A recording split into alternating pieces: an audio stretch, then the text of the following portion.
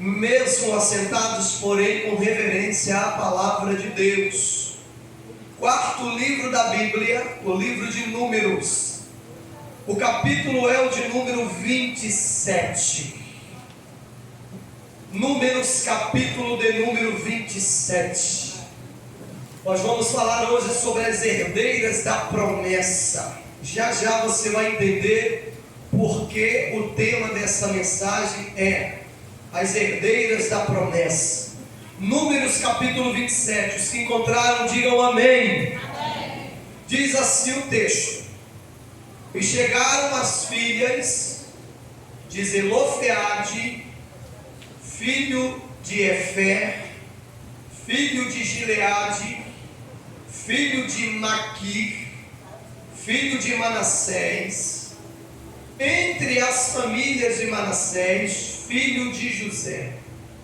E estes são os nomes de suas filhas: Macla, Noa, Ogla, Milca e Tirsa. Vocês vão repetir com o pastor. Amém? Vamos lá, diga: Macla, Noa, Ogla, Milca e Tirsa. Versículo 2: E puseram-se diante de Moisés, e diante de Eleazar o sacerdote, e diante dos príncipes, e de toda a congregação, à porta da tenda da congregação, dizendo: Nosso pai morreu no deserto, e não estava entre a congregação dos que se congregaram contra o Senhor, na congregação de Corá, mas morreu no seu próprio pecado, e não teve filhos. Por que se tiraria o nome de nosso pai do meio da sua família? Porquanto não teve filhos, dá-nos possessão entre os irmãos de nosso pai. E Moisés levou a sua causa perante o Senhor. E falou o Senhor a Moisés, dizendo: As filhas de Zelofeade falam retamente, certamente lhes dará possessão por herança entre os irmãos de seu pai, e a herança de seu pai farás passar a elas. E falarás aos filhos de Israel, dizendo: Quando alguém morrer e não tiver filho, então fareis passar a sua herança à sua filha. Quem diz amém? Amém. Esse texto, irmãos, e esta palavra, talvez ela não salte ao conhecimento de alguns aqui, por não ter, talvez, tido a oportunidade de passar os olhos na leitura desse texto. Ou talvez tenham até passado os olhos na leitura desse texto, mas não se despertaram para essa intrigante história que a Bíblia nos revela de 5 mulheres que fizeram a diferença em um tempo onde elas não tinham voz no meio do povo de Deus. O texto que eu acabei de ler, ao mesmo tempo que ele é um texto muito intrigante, esse texto ele nos ensina e se torna fascinante pelo seu desfecho. Porque aqui a nação de Israel, ela está chegando ao final da sua jornada de 40 anos no deserto. E ela está ainda sob a liderança de Moisés. E Deus, no capítulo 26, o texto anterior ao que li, ele dá uma ordem a Moisés. E qual foi a ordem, pastor? A ordem foi para que Moisés contasse todos os israelitas, para que fosse entregue, irmãos, a divisão da terra. Isso no capítulo 26. E no capítulo de número 27, após a contagem dos israelitas, seria decretado as heranças às 12 tribos de Israel. Só que o texto do capítulo 27 vai nos fazer entender, de forma conjunta com o capítulo 26, que quando Moisés termina de fazer a contagem dos israelitas junto com o sacerdote Eliezer, ou Eleazar, o texto vai dizer que quando eles começam a distribuição das heranças, um fato curioso e intrigante que acontece. O texto diz que surgem 5 mulheres. Quantas mulheres, irmãos? 5 mulheres. No meio da multidão, e elas se apresentam diante da porta da tenda da congregação, e elas se interpelam toda a liderança de Israel, inclusive o líder maior, que era Moisés. E quando elas interpelam, no versículo 3 e no versículo 4, acontecem 2 coisas. E quais são, pastor? 2 situações, e surgem 2 reivindicações dessas 5 mulheres. As 2 situações, o texto nos faz entender que o versículo 3 diz assim: elas dizendo para a liderança de Israel: nosso pai, ele morreu no deserto e não estava entre a congregação dos rebeldes, da congregação de Coré ou a congregação de Corá. Aí elas dizem assim: mas ele morreu no seu pecado, porque ele não teve filhos. Qual era o pecado, pastor? Para um homem naquela época, que não tivesse filhos macho, era para ele um pecado. Ainda que ele tivesse um número que fosse de filhas mulheres, ele estaria debaixo de um pecado. E quais foram as 2 reivindicações? A primeira, as filhas de Zelofeade disseram assim: vocês não podem tirar o nome do meu pai do meio da família de Manassés. E a segunda reivindicação, que elas interpelam a liderança de Israel, elas queriam a promessa que era de direito do vosso pai. Oh, aleluia, glória a Deus. Diga comigo a promessa. Elas estavam reivindicando. Pastor, mas a pergunta é: por que essas moças tomaram a coragem de interpelar toda a liderança de Israel? Foi porque, primeiro, elas sabiam que a lei só beneficiava em relação a tudo que estava relacionado aos judeus, aos homens. As mulheres, elas eram inferiorizadas já naquele tempo. E isso veio, pastor, desde a lei que foi estabelecida no Sinai, no deserto. E a lei não dava legalidade para as filhas mulheres possuírem a herança dos seus pais. Só que essas 5 mulheres, elas tomaram uma atitude, Cristiane, que mexeu com o coração de Deus. Diga comigo: mexeu com o coração de Deus. Foi algo tão sério, foi algo tão forte, que o texto vai dizer que quando elas se interpelam, elas tinham tanta convicção que iria receber o que elas estavam reivindicando, que Moisés, o líder de Israel, ele toma uma decisão no versículo 5. Ele vai consultar a Deus o que estava elas reivindicando. E o texto diz que quando Moisés vai consultar a Deus, ele teve uma resposta.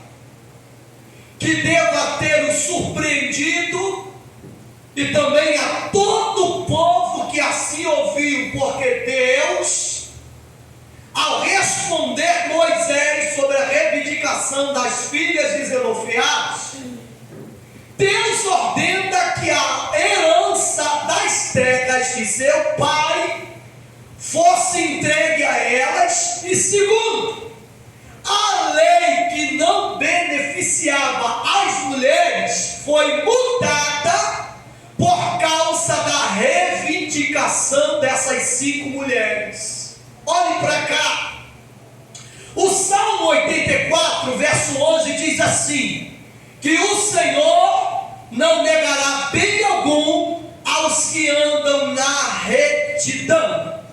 As filhas de Zelofeade, por falarem e andarem de forma reta diante de Deus, elas alcançaram o favor do Senhor e receberam a herança da parte do Senhor. Porém, diga comigo, porém, o segredo dessas 5 mulheres em receberem a herança do pai não estava somente atrelado ao fato delas viverem retamente, debaixo da verdade, mas existe um outro segredo. O segredo que levou essas 5 mulheres a receberem a herança do pai Zelofeade estava intrínseco ao nome que elas carregavam em sua trajetória. Pastor, por que é que o Senhor diz isso? Aqui, irmãos, é algo muito sério. Elas receberam a herança da parte do pai, tanto pela questão da história, mas pelo significado que elas traziam consigo nos seus nomes. Porque nome na Bíblia ainda está relacionado a um significado espiritual para toda mulher que deseja seguir a Deus e também para toda a igreja, independente de sexo. Porque o nome para o judeu era algo tão sério, mas tão sério, que falava de 2 situações. Primeiro, o nome para o judeu está relacionado à concepção do caráter. Nome na Bíblia para o povo judeu está relacionado ao caráter. E a segunda coisa, o nome para o judeu estava atrelada às bênçãos que Deus derramava sobre o nome que era estabelecido. Essas 5 filhas de Zelofeade, elas traziam consigo essas 2 marcas. A primeira, elas tinham a concepção do caráter de Deus e trazia consigo a bênção que estava relacionada aos seus nomes. O primeiro nome que está revelado no texto da primeira filha de Zelofeade se chama de uma forma muito intrigante, Maclá. Diga comigo, Maclá. Pastor, o que significa este nome? Nome significa Maclá, aquela que tem confiança, aquela que confia.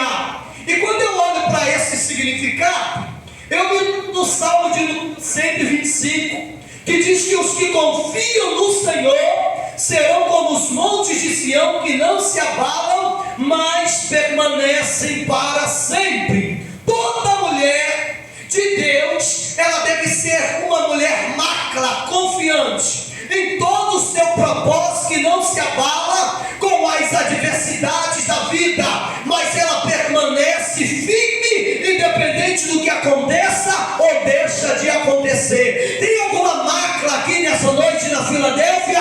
Levanta a sua mão e glorifica a Deus nessa noite. O segundo nome da segunda filha de Zelofeade, pastor, se chama Noa. Que nome, irmãos, interessante.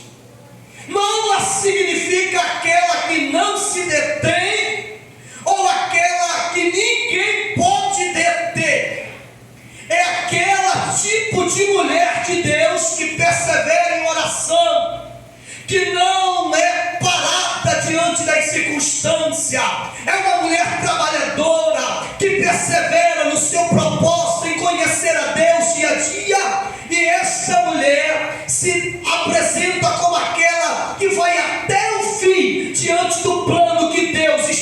estabeleceu para a sua vida. Esta Noa é o tipo de mulher que está diante da presença de Deus, que não entrega os pontos. É o tipo de crente que, quando o diabo se levanta para destruir a sua vida, para destruir a sua família, ela se põe de pé, bate o pé, brada diante de Satanás e diga: aqui não, Satanás, a minha vida, a minha casa, a minha família, os meus filhos, os meus sonhos são de Deus, e tu não vai destruir, porque a minha confiança está firmada no Senhor que fez os céus e a terra. Tem dom aqui nesta noite, irmão? Levanta a mão e glorifica a Deus. Esta Noa é o tipo de Débora. Lembra de Débora, Juízes capítulo 5, versículo 7? Quando as aldeias de Israel estavam destruídas, ela se levanta como mãe para defender aquilo que era de direito dela. Ei, eu quero te trazer uma notícia. Se você está quase desistindo da sua família, nessa noite o Espírito de Deus vai renovar a sua esperança. Ainda há esperança para quem confia e para quem não se detém diante das adversidades dessa vida. Tem mão aqui nessa noite, irmão? Levanta a mão e glorifique a Deus. A terceira filha de Zelofeade, pastor, como é que se chamava? Ela se chamava Ogla. Diga comigo, Ogla. Pastor, que nome interessante, mas o seu significado significa aquela que não anda com seus pés amarrados. Oh, irmãos, que significado é esse? Pastor, que expressão é esta? Essa Ogla é o tipo de crente que não está amarrado aos cuidados desta vida, que anda pela fé todos os dias da sua trajetória. Por ela não ser amarrada, ela se assemelha à mulher de Provérbios 31:14, que é representada como um navio mercante que sai de um lado para o outro, trazendo alimento para dentro da sua casa. Outra, pastor, é o tipo de mulher abnegada, desprendida, fiel a Deus em todas as circunstâncias da sua vida. Outra é um tipo de mulher crente que precisa ser encontrada nesses últimos dias. E eu quero louvar e engrandecer a Deus e abrir um parênteses aqui, que as mulheres desses últimos dias têm se levantado de uma forma desprendida, têm feito muito mais do que muitos homens, e eu quero louvar e engrandecer a Deus pelas mulheres. Você pode, serva de Deus, levantar a sua mão e glorificar a Deus, porque Deus te deu o presente de ser uma serva de Deus chamada Ogla. Pastor, e a quarta filha de Zelofeade também se chama Milca. Diga comigo, Milca. Pastor, o que significa Milca? Milca é o tipo da mulher crente que tem autoridade. Só que eu preciso abrir um parênteses. Toca para mim aí, Rodrigo. Abrir um parênteses para te fazer entender que existe uma grande diferença, Betânia, entre ter autoridade e ser autoritária. Tem muita gente que tem autoridade, mas é também autoritária. E nós precisamos fazer a distinção disso, porque senão a gente pode colocar tudo a perder. Tem gente crente que é uma bênção, irmãos.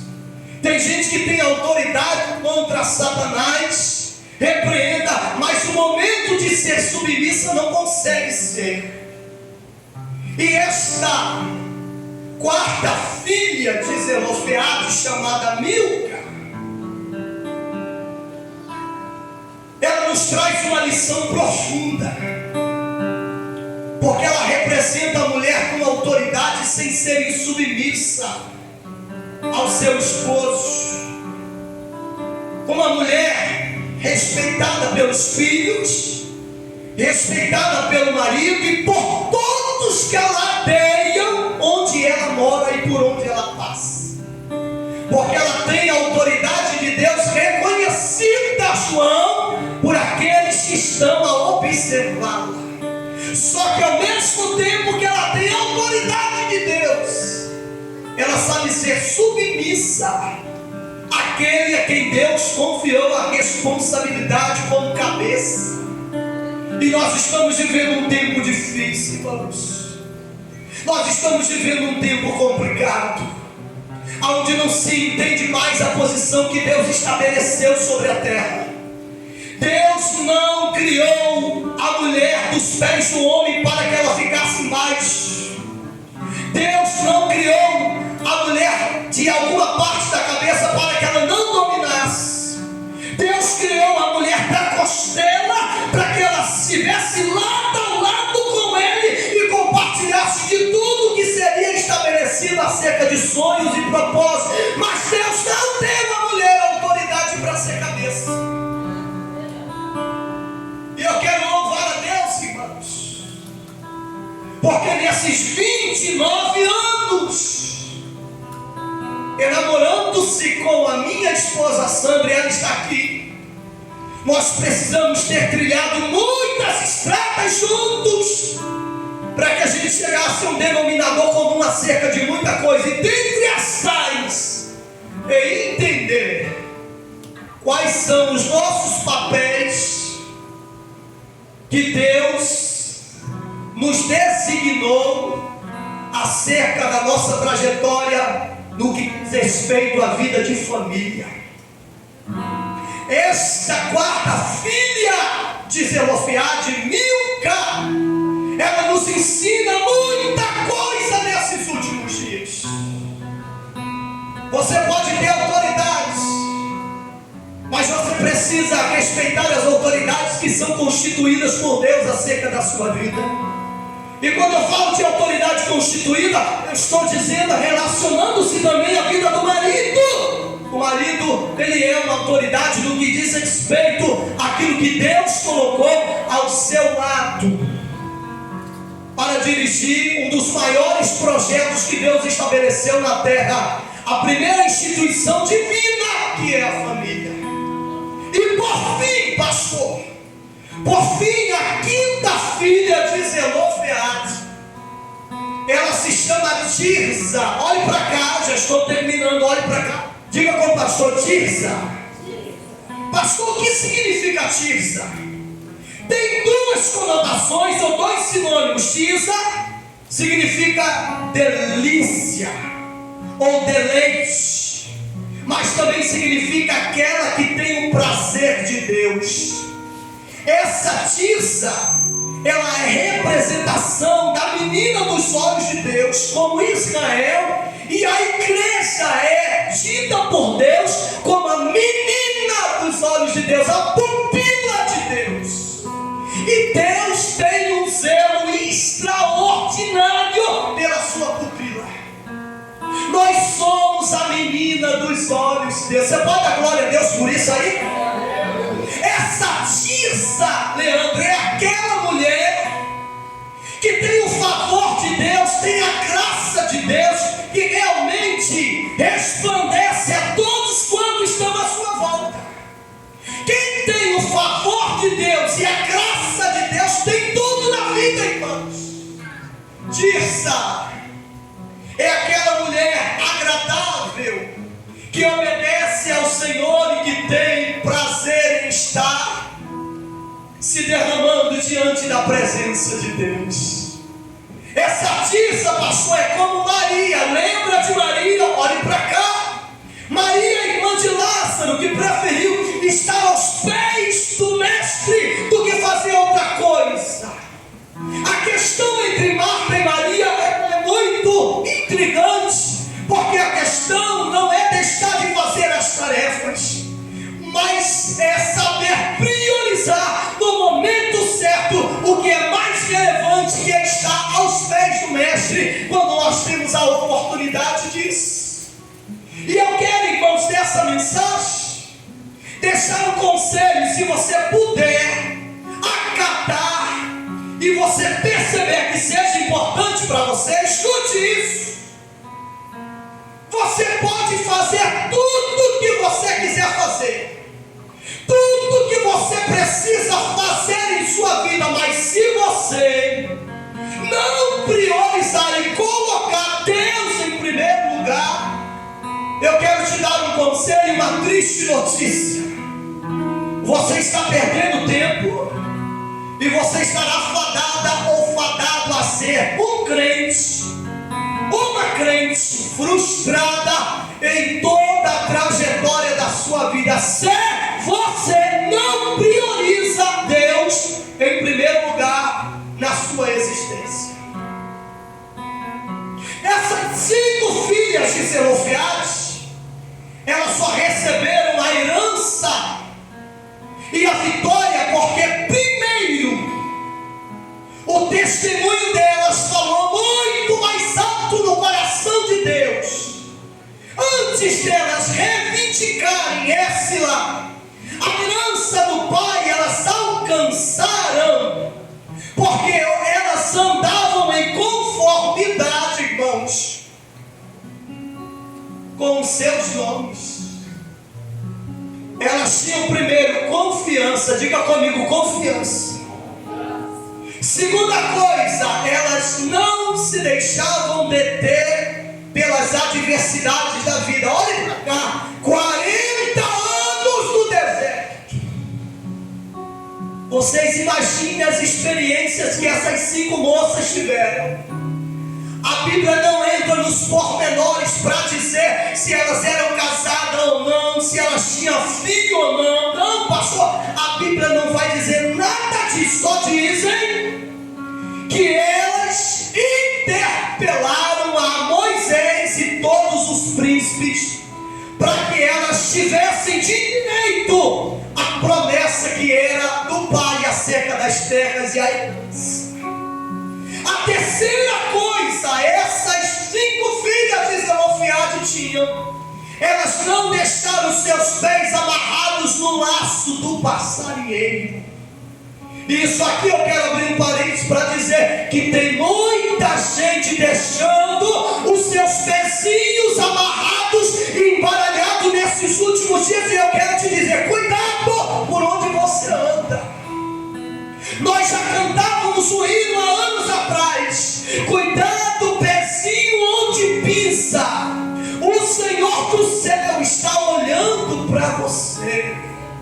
A gente não tem mais vigilância no que fala, a gente não tem mais vigilância no que vê, no que ouve e por onde nós estamos andando. Essas 5 filhas de Zelofeade, elas não deixaram Satanás amarrar os pés dela no laço do passarinheiro. Elas sabiam andar na presença de Deus com liberdade. Tem gente assim nessa noite? Levante a sua mão e glorifique a Deus agora, porque o Senhor quer te dar liberdade, crente, para você voar na presença dele. A quarta coisa é que elas tinham autoridade no lar, sem serem insubmissas.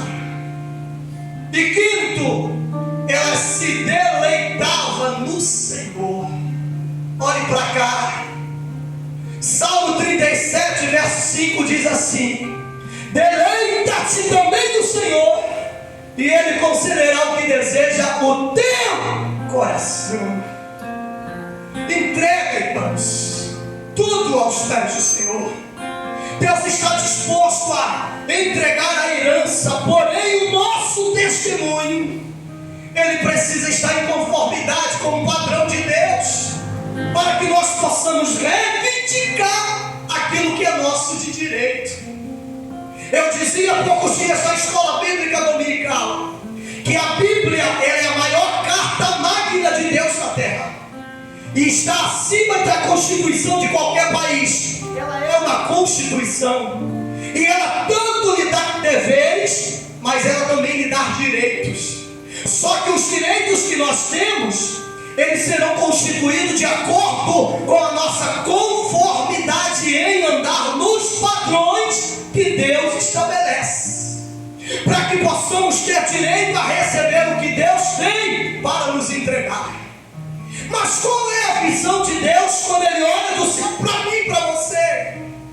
Será que nós estamos tendo um saldo positivo? Será que Deus, olhando do céu, Ele vê crédito, Rogério, em mim? Ele vê crédito em você? Eu amo a Bíblia e ela tem alguns personagens que é fantástico, Mas dentre os tais eu me lembro do profeta Daniel, cujo nome significa Deus é meu juiz. Um jovem da corte nobre que foi levada para a Babilônia. Lá no capítulo 9, o versículo 23, aguce a sua atenção, já estou terminando. Daniel está orando para que Deus desse a ele a revelação das 70 semanas profetizadas por Jeremias, para saber o final do cativeiro do povo judeu. E de repente ele está em jejum, prostrado, e o anjo Gabriel desce do céu para visitar o profeta. E diz o texto lá no capítulo de número 20, capítulo 9, versículo 23, que o anjo desce ao encontro de Daniel e disse assim: Daniel, no início da sua súplica, saiu a ordem e o decreto do céu para te responder, porque tu és um homem muito amado. Aleluias! Imagine Deus olhando do céu e dizendo: eu tenho apreço e um amor pela vida do homem. Deus dizer: eu tenho amor pela vida da Cristiane. Cíntia é muito amada do céu. Irmãos, quem tem créditos positivos no céu precisa entender que isto é algo tão importante, que nós precisamos estar envolvidos nessa atmosfera e saber se o nosso saldo com Deus está positivo ou negativo. Para quê, pastor? Para que quando nós reivindicarmos alguma coisa em oração aqui na terra, o céu se move em direção à nossa vida e derrame toda a sua promessa e a vitória a ser nos entregue nesses últimos dias. Quem acredita que Deus ainda responde e que Deus ainda vai entregar uma grande herança para a nossa vida? Abre a sua boca e glorifique a Deus. Quantas 5 filhas de Zelofeado você se encaixa? Se alguma coisa está batendo em relação àquilo que precisa ser melhorado em mim e você, eu quero lhe dar um conselho nesta noite. É hora de entendermos de uma forma muito séria que Deus está requerendo de mim e de você um posicionamento para que possamos receber aquilo que Deus está disposto a nos entregar. A Bíblia vai dizer que nós não recebemos porque pedimos mal para gastar os vossos deleites. Tiago capítulo de número 4 diz isso. Porém, muita gente não recebe nesses últimos dias, porque a sua má conduta e a sua postura, ela não condiz com o padrão de Deus. Eu quero te convidar a estar em pé agora, por favor. Aleluia. Eu quero orar com você. Só quem tem uma promessa de Deus para ser cumprida na sua vida. Eu quero orar pela sua vida antes de entrarmos na ceia. Oh, aleluia. Louvado seja o nome do Senhor. Pastor, eu tenho percebido que Deus tem algo grande para fazer na minha vida, porém existem alguns percalços que estão tentando impedir de Deus abençoar a minha vida, e essa barreira e essa muralha sou eu mesmo que tenho criado para não receber aquilo que Deus tem a me entregar. Portanto, eu quero te fazer um convite. Aleluia. Louvado seja o nome do Senhor. Põe a mão no seu coração, aonde você está. É assim, vem aqui, filha. Eu quero lhe convidar a adorar ao Senhor com um hino, com uma canção. Eu quero orar com vocês e já já nós vamos entrar na ceia. Aleluia. Louvado seja o nome do Senhor nesta noite. Aleluia. Glória seja a Deus. Louvado seja o nome do Senhor. Eu vou convidar a Essia para adorar o Senhor. E já já eu vou estar orando por vocês. Põe a mão no seu coração. Você que entendeu e recebeu essa palavra da parte de Deus, eu quero te convidar a você adorar. E já já eu vou estar orando pela sua vida, em nome de Jesus. Quem quer adorar o Senhor, diga amém.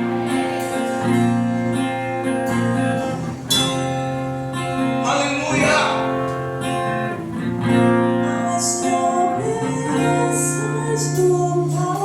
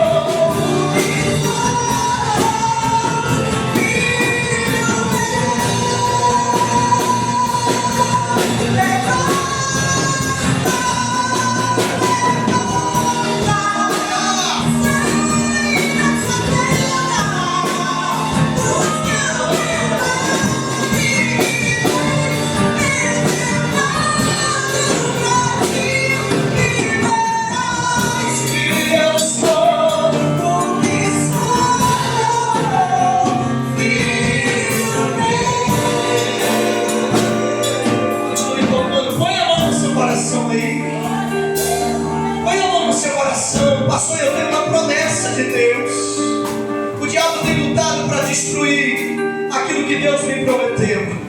Mas eu me convido a você permanecer firme, confiante, e não deixar que Satanás embaralhe os seus pés, amargue os seus pés.